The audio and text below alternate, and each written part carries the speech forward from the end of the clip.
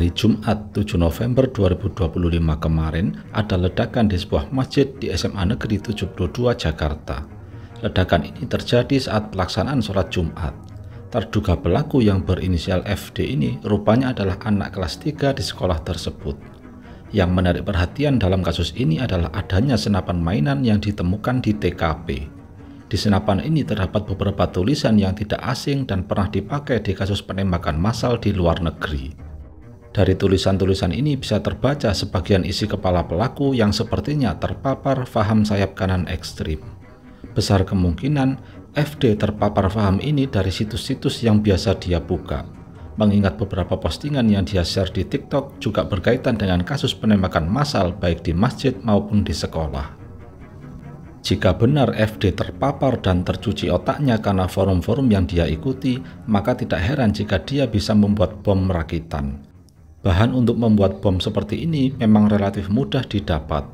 Bahkan andai saja di Indonesia tidak sulit mendapatkan senjata api, bisa saja dia akan melakukan apa yang seperti dilakukan oleh Brenton Tarrant di Masjid Selandia Baru.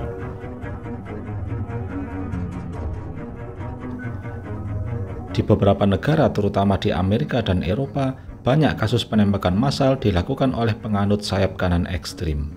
Faham ini umumnya meyakini bahwa ras mereka adalah yang terbaik atau paling unggul dibanding siapapun. Ideologi sayap kanan ekstrim fokus pada ras, etnis, atau identitas tertentu sebagai kelompok yang harus diselamatkan atau unggul dari kelompok lain. Mereka juga sangat tidak suka dengan orang dari budaya atau agama lain. Biasanya mereka memusuhi orang pendatang atau imigran dan agama pendatang yang merupakan minoritas. Selain itu, mereka juga cenderung tidak toleran dan kadang melakukan kekerasan kepada orang yang berbeda, karena bagi mereka cuma itu cara untuk menjaga tradisi dan negara mereka. Sikap ini jelas sangat berlebihan, maka dari itu dalam politik sering disebut sayap kanan jauh atau ekstrim sayap kanan. Untuk contoh terorisme dari paham sayap kanan, silahkan tonton video Wikipedia yang ini agar kamu ada kesibukan. Nah, di kasus peledakan di Masjid SMA 72 ini ada sedikit keanehan. Pelaku bertindak seolah-olah dia adalah penganut paham white supremacy. Padahal dia bukanlah ras Eropa asli yang berkulit putih. Di foto-foto yang beredar di sosmed juga ada simbol dan tulisan yang cukup familiar di kalangan kelompok ekstrim sayap kanan di Amerika atau Eropa. Contohnya gestur tangan seperti ini. Simbol OK menggunakan jari ini familiar dipakai oleh penganut paham white supremacy. Gestur ini sempat ditunjukkan di persidangan oleh pelaku penembakan massal di Masjid Selandia Baru.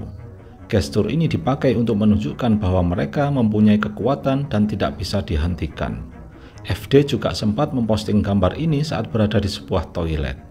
Lucunya, FD adalah anak berkulit sawo matang, yang menurut penganut white supremacy masih masuk kategori kulit hitam dan merupakan musuh yang harus dibasmi dari tanah mereka. Hal yang kontradiktif ini mirip sekali dengan kasus Henderson Solomon, yakni pemuda kulit hitam yang juga memakai simbol ini sebelum beraksi.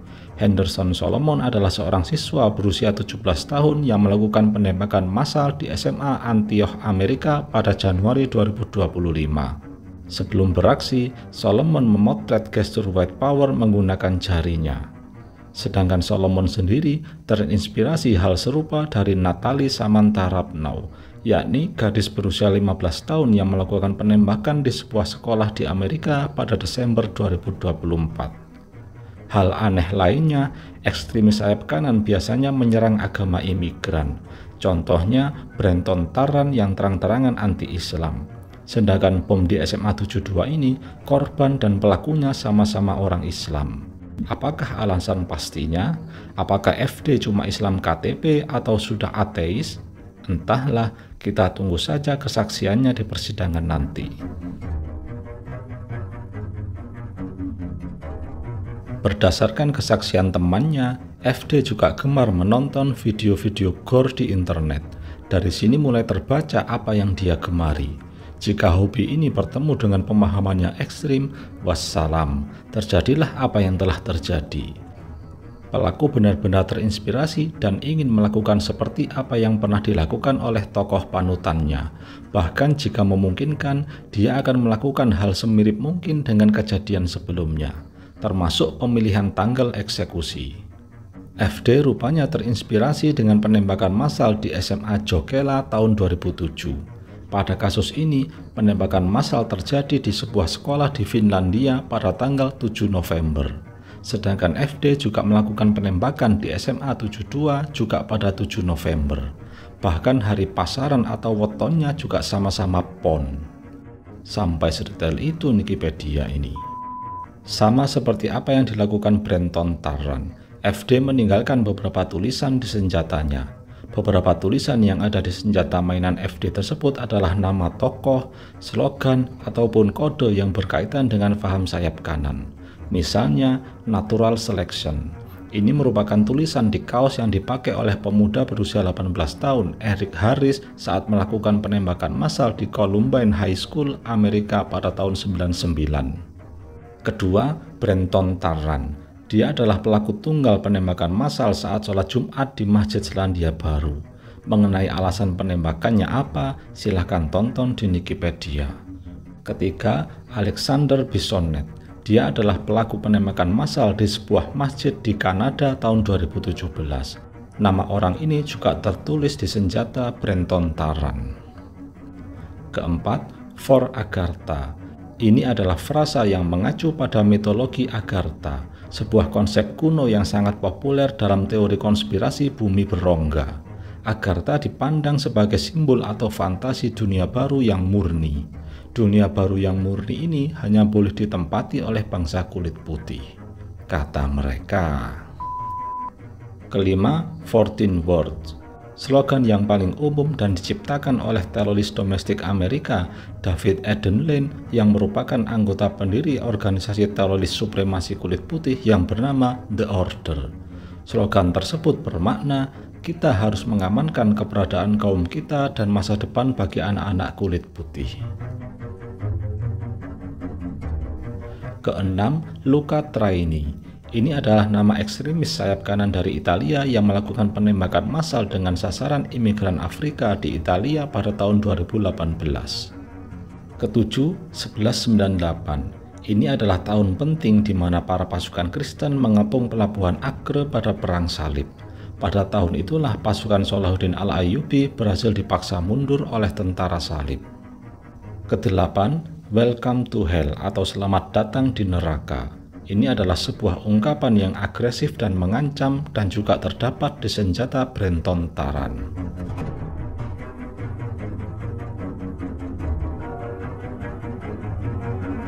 Nah, gambar yang menyerupai tanda pagar ini adalah Iron God Insignia.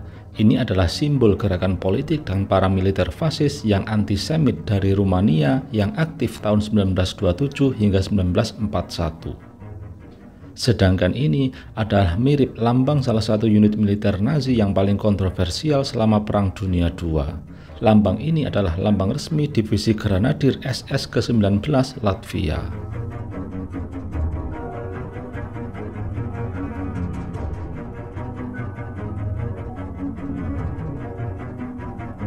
Tulisan pada senjata FD di teror SMA 72 adalah petunjuk kuat tentang pengaruh ideologi terorisme sayap kanan ekstrim dan neo-Nazi yang diadopsi oleh terduga pelaku.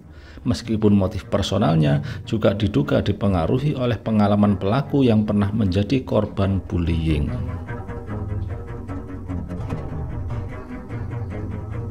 Untuk kronologi lengkap dan laporan resminya, kita tunggu hasil penyelidikan dan interview Polri, karena besar kemungkinan ada motif lain yang belum kita ketahui. Terima kasih sudah menonton.